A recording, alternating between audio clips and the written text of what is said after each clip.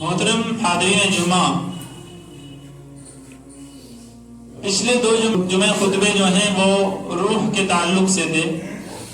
اب حضرات اس کا تیسرا پارٹ سمجھ سکتے ہیں، کیونکہ جو نفس ہے وہی روح بھی ہے۔ اور اللہ رب العالمین نے قرآن کریم کے اندر ارشاد فرمایا، وَإِذْ أَخَذَ رَبُّكَ مِنْ بَنِي آدَمَ مِنْ ظُهُورِهِمْ ذُرِّيَّتَهُمْ وَأَشْهَدَهُمْ عَلَىٰ أَنفُسِهِمْ کہ ہم نے آدم علیہ السلام کی پشت سے ان کی اولاد کو نکالا، یعنی روحوں کو نکالا۔ وَأَشْهَدَهُمْ عَلَىٰ أَنفُسِهِمْ اور ان سے ایک بات کی گواہی لی جس پر انہوں نے اور ان کے نفسوں نے جو ہے گواہی دی۔ اللہ تعالیٰ نے پوچھا تھا تمام روحوں کو نکال کر، الستُ بربکم، تمہارا رب میں نہیں ہوں کیا؟ تو روحوں نے کہا تھا قالوا بلا، کیوں نہیں ہے اللہ رب العالمین۔ تو یہاں پر اللہ رب العالمین نے روحوں کو نفس کہا ہے۔ تمام روحوں کو نکالا تھا، آدم علیہ السلام کی ذریت کو نکالا تھا، تو اللہ رب العالمین نے ان روحوں کو نفس کہا ہے۔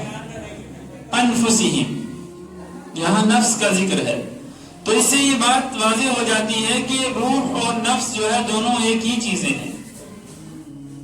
جس طرح ہمیں بات کی تھی کہ کیسے ایک انسان کے اندر روح اللہ رب العالمین پھونکتے ہیں، روح کہاں رکھی جاتی ہے، اور روح انسان کے اندر کب داخل ہوتی ہے، کیسے داخل ہوتی ہے، اللہ رب العالمین کب انسان کی روح کو کیسے نکالتے ہیں، ان تمام چیزوں کے تعلق سے بات ہوئی تھی۔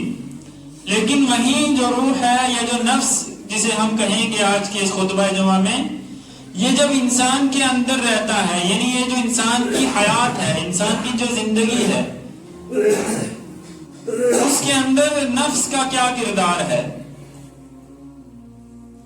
نفس کے تعلق سے اللہ رب العالمین نے قرآن مجید کے اندر نفس کی کیا حقیقت بیان کی ہے، نفس کے تعلق سے کیا کیا ارشادات اللہ رب العالمین نے قرآن مجید کے اندر فرمائے ہیں۔ اللہ تعالیٰ نے فرمایا وَنَفْسٍ وَمَا سَوَّاهَا، بہت ساری چیزوں کی اللہ رب العالمین نے قسم کھائی ہے۔ اپنی ذات ہی اللہ رب العالمین نے قرآن مجید کے اندر صرف 7 بار قسم کھائی ہے۔ اس کے علاوہ جتنی بھی قسمیں کھائی ہیں وہ اپنی مخلوق میں سے کسی چیز کی قسمیں کھائی ہیں۔ اور جب ہم کسی بھی چیز کی قسم کھاتے ہیں تو وہ ہمارے لیے بہت عمدہ ہوتی ہے، بہت قیمتی ہوتی ہے، بہت سرمایہ والی ہوتی ہے۔ یعنی بہت سارے لوگ جو ہے غیر اللہ کی جو قسمیں کھاتے ہیں، ہم تو الحمدللہ صرف اللہ رب العالمین کی قسم کھاتے ہیں۔ جو لوگ غیر اللہ کی قسمیں کھاتے ہیں، آپ نے انہیں سنا ہوگا تیری ماں کی قسم، میری ماں کی قسم، نبی کی قسم، فلانے بزرگ کی قسم، تو وہ ان کے لیے بڑی اہمیت کے حامل ہوتے ہیں۔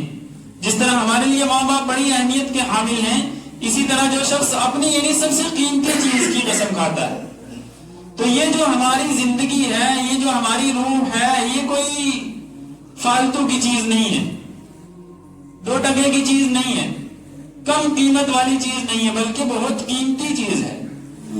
جب یہ انسان کے اندر سے نکل جاتی ہے تو انسان دھڑ پڑا ہوا رہ جاتا ہے۔ جو انسان کل کو 2 لاکھ 3 لاکھ روپے کما رہا تھا، آج اس کے اندر سے روح نکل گئی، نفس اس کا نکل گیا، کیا رہ گیا؟ دڑ رہ گیا، وہ کسی کام کا ہے؟ چاہے جتنا مرضی خوبصورت ہو، گورا چکا ہو، بڑا ہی پیسے اور عہدے والا ہو، لیکن جب اس کے اندر سے نفس نکل جاتا ہے، روح نکل جاتی ہے، تو پھر وہ کسی قیمت کا نہیں رہ جاتا۔ تو اللہ رب العالمین نے یہاں پر نفس کی قسم کھائی ہے، فرمایا وَنَفْسٍ وَمَا سَوَّاهَا، اور نفس کی قسم اور اس کو ٹھیک ٹھاک بنانے کی قسم۔ کیا؟ قد افلح من زکاہا، کامیاب ہے وہ شخص جس نے اپنے نفس کا تزکیہ کر لیا، جس نے اپنے نفس کو ٹھیک ٹھاک رکھا، جس نے اپنے نفس کو ویسا رکھا تھا جیسا اللہ رب العالمین نے اسے ٹھیک ٹھاک بنایا تھا، وہ شخص کامیاب ہو گیا۔ کامیابی اسی میں ہے کہ نفس کا تزکیہ کیا جائے، نفس کا محاسبہ کیا جائے،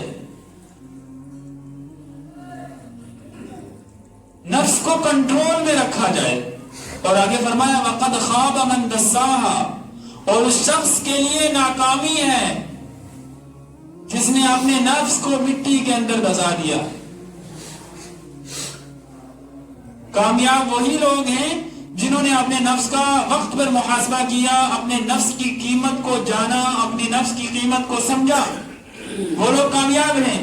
وہی وہ لوگ ناکام بھی ہیں جنہوں نے اپنے نفس کا تزکیہ نہیں کیا، محاسبہ نہیں کیا، نفس کے اوپر کنٹرول نہیں کیا، جو نفس نے چاہا جیسا چاہا ویسا کیا، جہاں نفس نے کہا چلو چلا، جہاں نفس نے کہا رک جاؤ رک گیا، جو نفس نے کہا دیکھ لو دیکھ لیا، جو نفس نے کہا نہ دیکھو نہیں دیکھا۔